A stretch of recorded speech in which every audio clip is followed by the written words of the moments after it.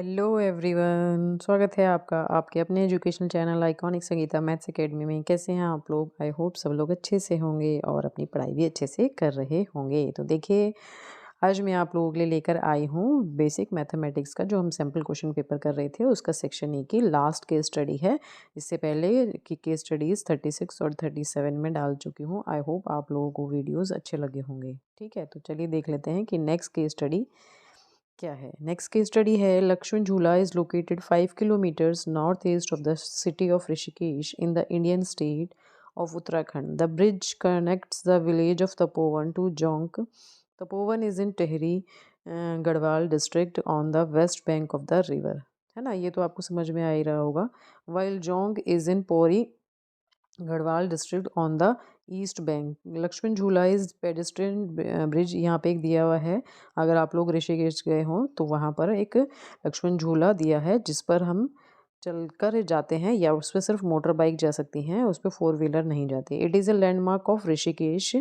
A group of class 10 students visited Rishikesh in Uttarakhand on a trip. They observed from a point P on a river bridge that the angle of depression of opposite bank of the rivers are 60 and 30 respectively, and the height of the bridge is about 18 meters from the river. तो देखिए, ये चीज़ें हमें given है क्या क्या। ये यहाँ से ये एक पॉइंट P है। ये कह रहे हैं कि ये हमें क्या गिवन है, ये हाइट दे रखी है ब्रिज की।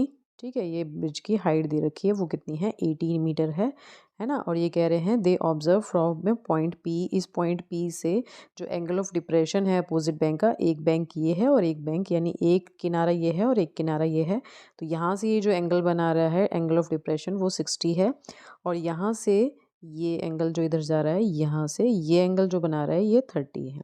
ठीक है, तो ये कह रहे हैं, अब देखते हैं कि इन्होंने क्या क्या पूछा है। इन्होंने पूछा है कि find the distance P A. अब आपको ये वाली जो डिस्टेंस है पी ए, ये निकालनी है। डिस्टेंस पी बी निकालनी है। थर्ड पार्ट में पूछा है कि ये जो विड्थ है वो निकालनी है। ठीक है, और फोर्थ पार्ट में पूछा है find the height B Q if angle of the elevation from P to Q is. ये कह रहे हैं कि ये बी क्यू की जो हाइट है ये हमें फाइंड आउट करनी है अगर एंगल ऑफ एलिवेशन, यानी ये एंगल ऑफ एलिवेशन यहाँ पे हॉरिजॉन्टल है, ये एंगल एलिवेशन हमें 30 दिया है। ठीक है, तो चलिए देख लेते हैं कि ये किस तरह से सॉल्व होंगे। तो देखिए, जब बात आ रही है distance P A find out करने की, तो हम क्या करेंगे, ट्राइंगल पी ए सी लेके चलेंगे। कौन सा ट्राइंगल लेके चलेंगे, पी ए सी। ऐसा करते हैं, इसको यहाँ पे बना लेते हैं। ये देखिए, ऐसे सपोज ये P है, ये A है और यहाँ पर C है। तो P A C, ये हो गया C। अब देखिए, ये एंगल ये कह रहे हैं कि ये वाला एंगल कितना बन रहा है, 60 बन रहा है। तो ऑब्वियसली जब ये हमने इसके पैरेलल खींची है लाइन, तो ये एंगल अगर 60 है तो ये भी 60 होगा। और ये हमें कितनी गिवन है, 18 गिवन है। और हमें फाइंड आउट क्या करना है, ए पी फाइंड आउट करना है। हमें ए पी हमें फाइंड आउट करना है। तो हम क्या करते हैं, यहाँ पे परपेंडिकुलर अपॉन हाइपोटेन्यूज हमें हाइपोटेन्यूज फाइंड आउट करना है, परपेंडिकुलर हमें पता है, तो उसके लिए हम क्या लगाते हैं, साइन लगाते हैं। तो sine 60 is equals to 18 upon A P हो जाएगा। क्या हो जाएगा, 18 अपॉन ए पी, यानी P C upon P A हो जाएगा। अब यहाँ पर हम क्या करेंगे, इसकी वैल्यूज़ रख देंगे। तो साइन 60 की वैल्यू कितनी होती है, √3/2। पी सी की वैल्यू हमें 18 गिवन है, पी ए हमें फाइंड आउट करना है। तो पी ए इक्वल्स टू कितना हो जाएगा, ये हो जाएगा 18 2 36 अपॉन √3।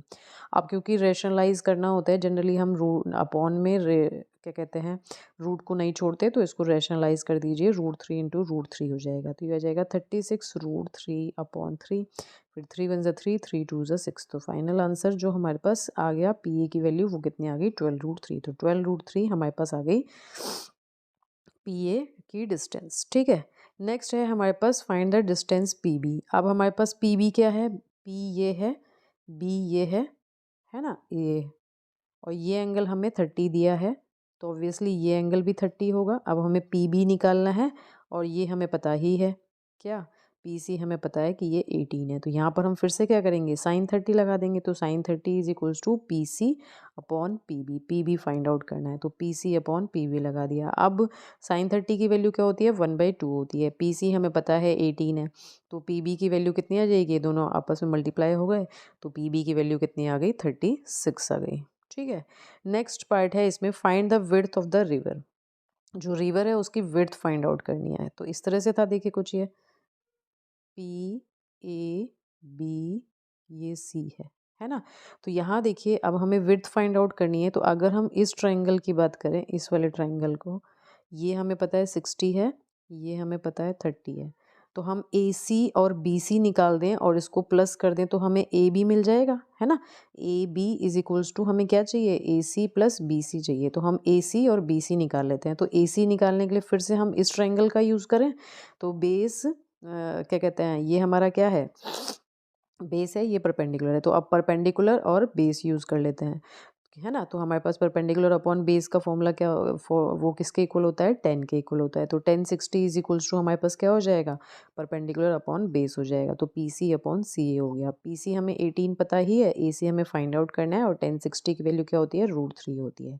तो सी ए इज इक्वल्स टू कितना आ जाएगा बताइए, सी ए इज इक्वल्स टू आएगा फिर से 18 अपॉन √3, फिर √3 से ऊपर नीचे मल्टीप्लाई कर देंगे तो ये आ जाएगा 6√3। तो ए सी की वैल्यू कितनी आ गई हमारे पास, ये वाली अभी 6√3 आ गई। ठीक है। अगेन अब हम इस ट्रायंगल को लेके चलें, फिर से हमने परपेंडिकुलर अपॉन बेस लगाया, परपेंडिकुलर अपॉन बेस लगाया और यहाँ पर फिर से हमारे पास जो बी सी की वैल्यू आ गई वो कितनी आ गई, 18√3 आ गई। तो A B is equals to, अब हम क्या करेंगे, दोनों वैल्यूज़ रख देंगे, ए सी प्लस बी सी। ए सी हमारे पास कितना आया था, 6√3 आया था। बी सी हमारे पास कितना आया है, 18√3 आया है। तो इन दोनों को, क्योंकि ये तो हमारे क्या हैं, रैशनल इरेशनल है, तो ये ऐसे ही रहेंगे और 18 और 6 ऐड हो जाएंगे तो 24√3 क्या आ जाएगी, विड्थ आ जाएगी उस रिवर की। ठीक है। और पार्ट में इन्होंने पूछा है, find the height B Q if the angle of the elevation from P to Q B. ये था हमारे पास, देखिए ये पी था। ठीक है। ये एक सेकेंड, एक बार ऊपर देख लेते हैं हमारे पास क्या क्या थी गिवन। ये चीज़ देखिए, पी क्यू आर, ये वाले ट्रायंगल से हमें ये फाइंड आउट करना है। तो हम इस वाले ट्रायंगल का यूज़ करेंगे। ठीक है, मतलब इसको भी ले सकते हैं, है ना। तो देखिए एक चीज़ और देखिए, आप पी सी के इक्वल तो हमारा बी आर हो जाएगा, यानी ये अगर 18 है तो ये भी 18 हो जाएगा, बताइए, है ना। और ये अभी हमने फाइंड आउट करी है। तो यहाँ देखिए आ जाइए फिर से उस पर। तो क्या हो गया हमारे पास, देखिए R B is equals to P C अभी मैंने आपको बता दिया, और P R is equals to B C, ये अभी मैंने आपको बोला कि वो अभी हमने निकाला है, तो वो उसके इक्वल हो जाएगा, सी बी के इक्वल, है ना। तो आपके पास 1030 इज इक्वल्स टू क्या हो जाएगा, Q R upon P R. ये पी है, ये क्यू हो गया, यहाँ नीचे कहीं बी है, पी क्यू आर, है ना। तो 1030, ये हमें 30 दिया है, तो 1030 इज इक्वल्स टू क्या हो जाएगा, Q R perpendicular upon base, है ना। तो परपेंडिकुलर तो हमें फाइंड आउट ही करना है, तो हमें नहीं पता। और पी आर किसके बराबर है, जो हमने यहाँ पे अभी बी सी निकाला था उसके इक्वल है, तो 18√3। तो Q R is equals to हमारे पास क्या हो गया फिलहाल, रूट 18√3 अपॉन √3। तो √3 से √3 हो गया कैंसिल, क्यू आर की वैल्यू कितनी आ गई, 18 आ गई, यानी ये वैल्यू हमारे पास कितनी आ गई, 18 आ गई। अब ये 18 आ गई और ये 18 हमें पता ही है, तो 18 + 18 बी क्यू की वैल्यू मिल जाएगी हमें। तो 18 + 18 बी क्यू हमारे पास, जो हमें फाइंड आउट करने के लिए बोला गया था कि height B Q find out करिए, तो वो आ गई हमारे पास 36 मीटर। ठीक है। तो इस तरह से ये केस स्टडी सॉल्व होनी थी। आई होप आप लोगों को सारे पॉइंट्स अच्छे से क्लियर हो गए होंगे। ठीक है। तो चलिए मिलते हैं नेक्स्ट वीडियो में। आज ये क्वेश्चन पेपर मैंने यहाँ पर कंप्लीट बिल्कुल ख़त्म कर दिया है। अगर आपको इसके मैंने सारे वीडियोस अपलोड कर दिए हैं, अगर कहीं पर भी आपको कोई भी प्रॉब्लम आती है और अगर आप लोगों ने नहीं देखा है तो प्लीज़ ज़रूर देखिएगा उन वीडियोज़ को, आपके लिए बहुत ही हेल्पफुल रहेंगे। तो मिलते हैं नेक्स्ट वीडियो में, तब तक के लिए बाय।